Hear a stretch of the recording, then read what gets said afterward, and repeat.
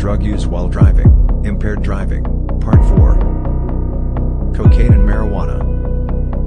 This is another depressant-stimulant combination that can produce extremely dangerous results. As depressant like marijuana will seemingly reduce the effects of cocaine, the user may risk overdose by taking more of the stimulant.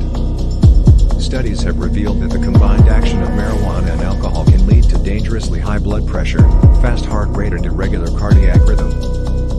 Let us not forget that cocaine can generate violence and marijuana is a hallucinogen. If a user has paranoia, anxiety or hallucinations as a result of the marijuana, they are more likely to lash out and behave in a way that endangers themselves or somebody else, if they also have cocaine in their system. This medication combination has considerable potential to cause aggressive, risk-taking driving behavior. Marijuana and opiates.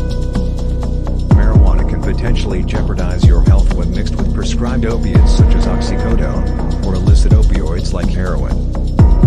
As both medications display a depressive effect, the user is likely to feel considerable physical and mental impairment.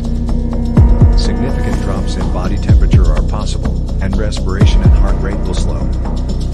Additionally, individuals could have severe mental disorientation and hallucinate. You would be completely unfit to operate a motor vehicle if you combined marijuana with opiates. You wouldn't be able to calculate risk or make safe decisions in response to shifting circumstances due to cognitive impairment. Watch out for medication interactions. You must be aware of the interactions between the many substances you might choose to put in your body as a driver and a responsible young adult. You require this awareness to safeguard your physical and emotional well-being as well as to make sure you are always qualified to drive. Never take even a single aspirin without first checking to see whether anything else in your system can have a negative impact. When taken as prescribed and after carefully reading the warning notice on the packet, the majority of prescription and over-the-counter medications are safe.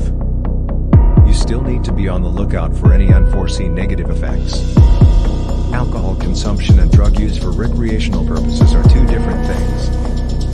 Since many recreational drugs are exceedingly deadly on their own, there will never be a completely safe way to combine diverse narcotics.